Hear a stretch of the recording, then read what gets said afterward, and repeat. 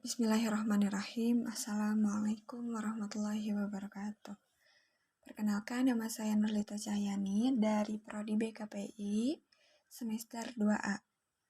Pada kesempatan kali ini, saya diberikan tugas mata kuliah Sejarah Peradaban Islam, di mana saya akan membacakan buku karya Firas Al-Khatib yang berjudul Sejarah Islam yang Hilang. Untuk itu, saya akan membacakan bagian pertama atau bab 1 dari buku tersebut, yaitu mengenai Arab pra-Islam. Daratan Hijaz yang bergunung dan kering bukanlah lingkungan yang memberikan kehidupan yang cukup. Terletak di bagian barat semenanjung Arab, daerah ini dapat dilukiskan dengan dua kata, kering dan panas. Pada musim panas, suhunya bisa mencapai lebih dari 37 derajat Celcius dengan kelembaban rendah. Jauh ke arah timur, bukit-bukit pasir menandai dataran tanpa ada pertumbuhan hijau atau permukiman tetap. Tetapi, dari daratan yang kejam ini, pada awal 600-an Masehi, bangkit sebuah gerakan baru. Gerakan ini akan mengubah haluan sejarah semenanjung Arab dan dunia. Luas semenanjung Arab lebih dari 2 juta kilometer persegi di pojok barat Laut Benua Asia. Letaknya yang di antara Asia, Afrika, dan Eropa membuat tanah ini memiliki hubungan unik dengan 3 benua dunia lama. Sekalipun posisinya strategis, Arab diabaikan sebagian besar orang luar. Orang Mesir kuno memilih meluaskan wilayah ke Bulan Sabit, Subur, dan Nubia daripada ke padang pasir Arab. Alexander Agung hanya melintasinya pada 300-an sebelum Masehi dalam perjalanan ke Persia dan India. Kekaisaran Roma yang hebat mencoba melakukan invasi kepada semenanjung ini melalui Yaman pada 200-an sebelum Masehi. Tetapi, mereka tak mampu beradaptasi dengan kerasnya daratan ini sehingga gagal menguasainya. Hampir tak ada yang bisa menyalahkan orang luar bila mengabaikan semenanjung Arab. Iklim keringnya sangat tidak ramah, bahkan bagi para suku nomaden yang tinggal di sana. Angin muson membawa hujan musiman ke pantai selatan semenanjung pada musim gugur. Tetapi, hujan ini tertahan oleh dataran yang naik sehingga tak pernah bisa sampai ke gurun Arab. Akibatnya, sebagian besar semenanjung tetap kering sepanjang tahun. Palung kering yang disebut wadis memanjang sepanjang daratan, tetapi hampir tak bisa dikenali sebagai sungai. Saat awan berkumpul dan turun hujan, wadis menjadi jalur air yang mengalir dan bermanfaat, yang penting bagi pertumbuhan tanaman musiman sehingga bisa berkembang di daratan kering. Tetapi, begitu musim hujan berakhir, wadis kembali ke keadaan biasanya, kering dan tak bermanfaat sebagai sumber air. Yang lebih bisa diandalkan adalah oasis, daerah subur kecil yang dikelilingi gurun sangat luas. Oasis bisa menjadi tempat tinggal komunitas kecil atau tempat singgah orang yang berpergian. Tetapi, oasis jarang bisa menunjang masyarakat maju dan besar. Suku Arab. Kebudayaan cenderung dibentuk oleh lingkungan tempatnya berkembang. Tidak terkecuali kebudayaan Arab. Segala hal tentang kehidupan orang Arab didasarkan pada lingkungan keras tempat ia tinggal, karena ketidakmampuan gurun mendukung kebudayaan bermukim. Orang Arab terus-menerus berpindah untuk mencari daerah subur bagi kelompoknya. Salah satu teori etimologi sebutan Arab bahkan mendasarkan bahwa kata itu sendiri berakar dari istilah bahasa Semit yang berarti berkelana atau nomaden. Orang Arab akan menghabiskan musim panas di sekitar oasis atau sumur manapun yang dapat diandalkan tahun demi tahun, sambil berusaha menjaga bahan makanan dan persediaan air dengan hidup sehemat mungkin.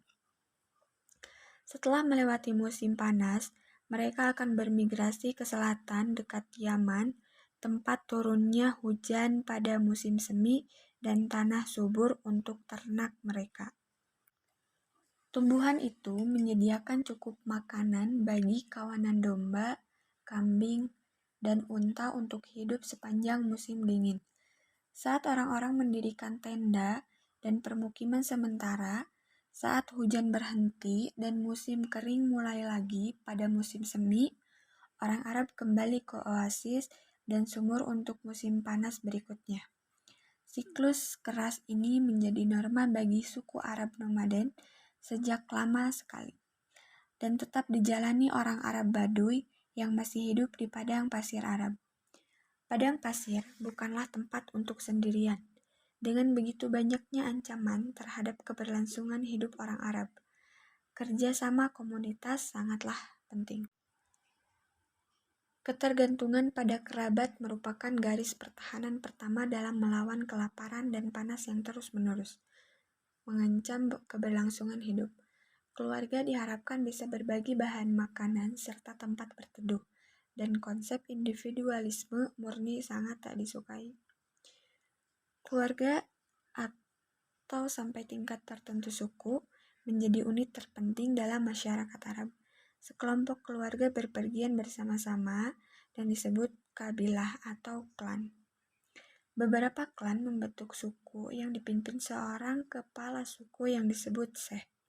Identitas dan asal suku sangat penting dalam dunia Arab pra-Islam. Anggota suku akan mendapat perlindungan, dukungan, dan kesempatan ekonomi.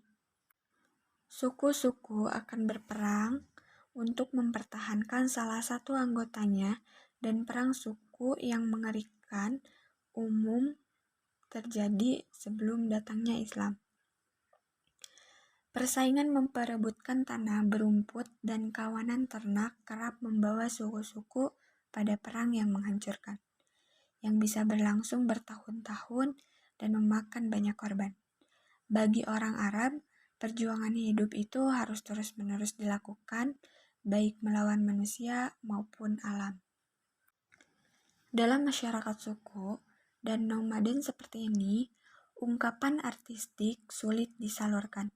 Sumber daya dan waktu yang dibutuhkan untuk menyelesaikan patung dan lukisan seperti kebudayaan kuno Mesir dan Yunani hampir tak ada.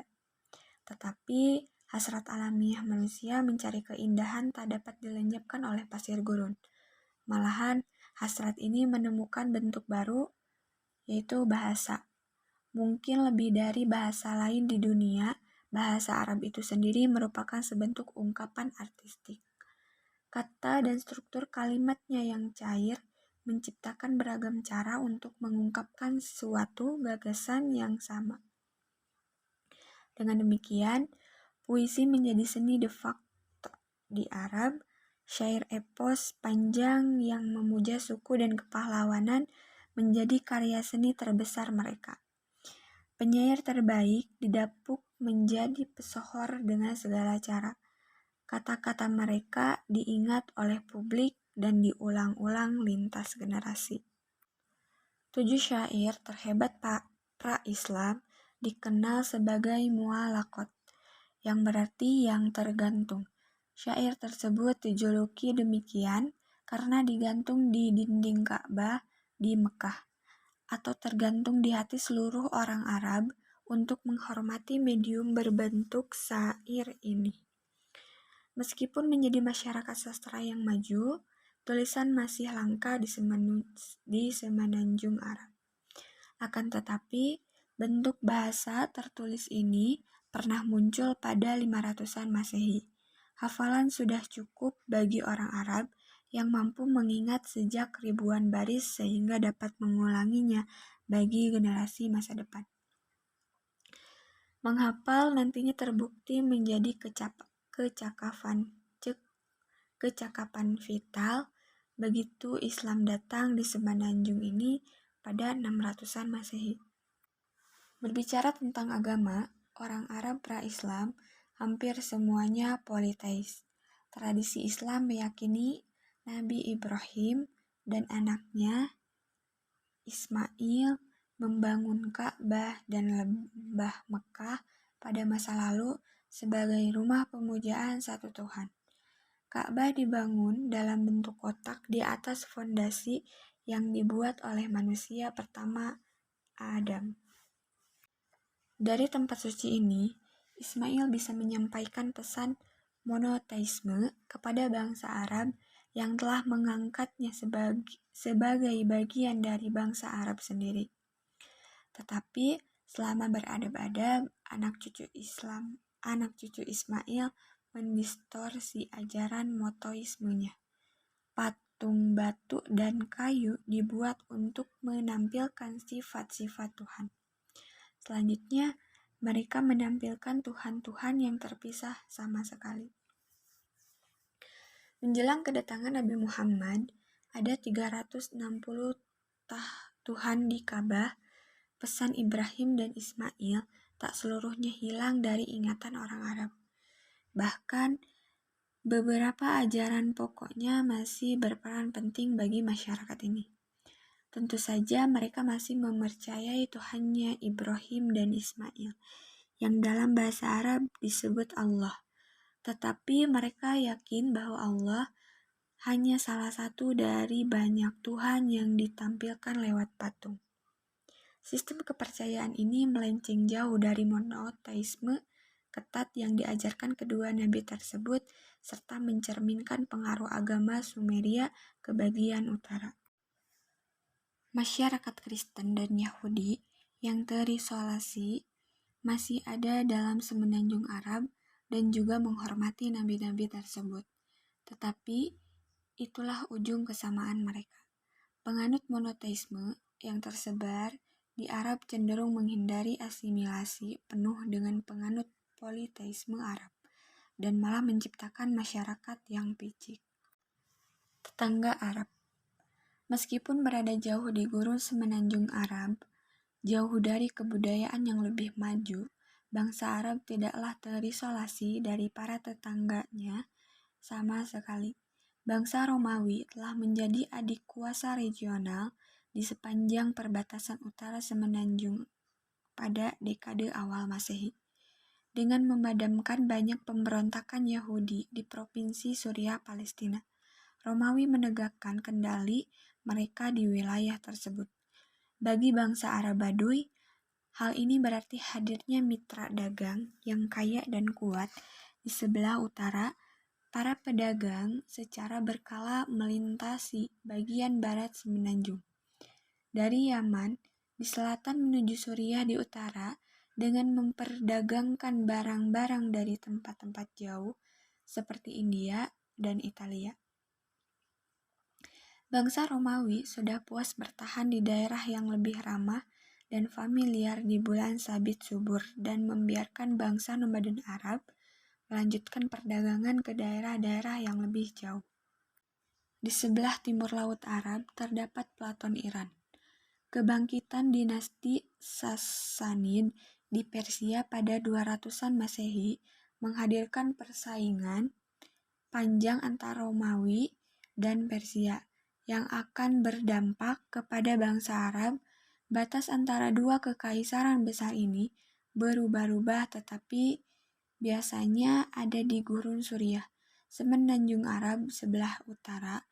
Baik Romawi maupun Persia berusaha untuk mendapatkan keunggulan dengan memanfaatkan suku-suku Arab, biasanya yang telah memeluk agama Kristen sebagai wakilnya.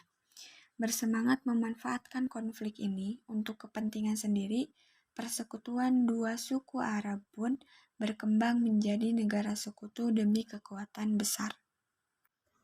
Penguasa Ghassanid mendirikan kerajaan dalam bentuk yang sekarang terdiri atas Yordania, Suriah, dan Palestina.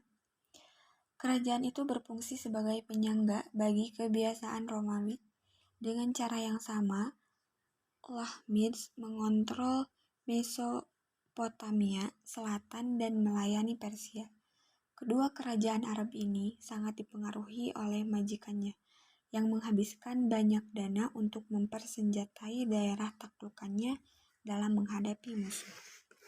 Tetapi peperangan yang terus-menerus terjadi secara perlahan melemahkan seluruh pihak.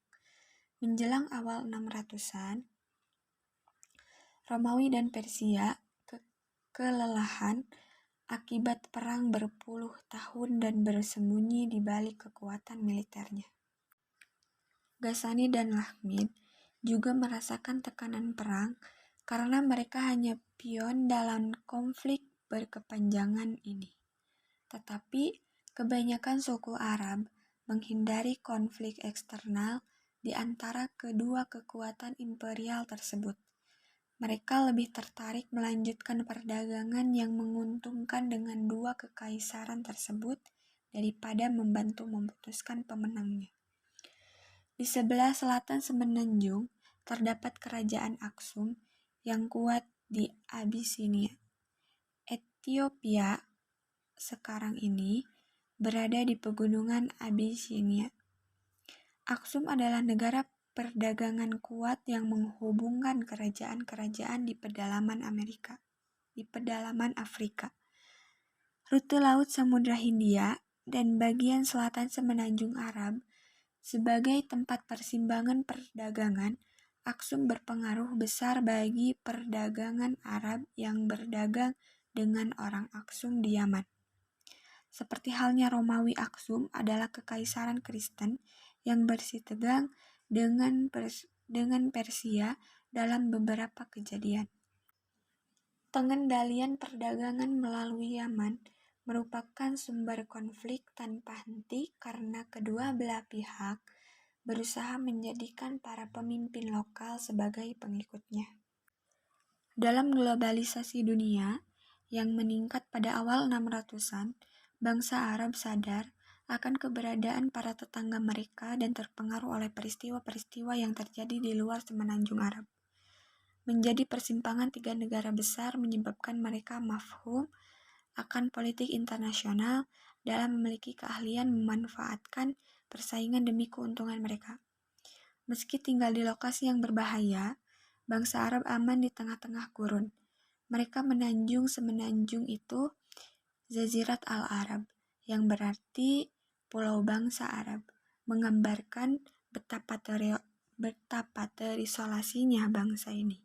Keterisolasian ini terbukti sangat bermanfaat. Lingkungan yang keras membuat tak satu pun negara-negara di sekelilingnya dapat menyerbu dan menduduki tanah Arab. Siklus pengembaraan tradisional dan cara hidup mereka sebagian besar tak berpengaruh oleh politik dan perang regional. Dalam lingkungan yang terlindungi ini, sebuah gerakan akan bangkit pada awal 600-an. Gerakan tersebut akan berimplikasi besar bagi negara-negara sekitarnya dan akhirnya seluruh dunia.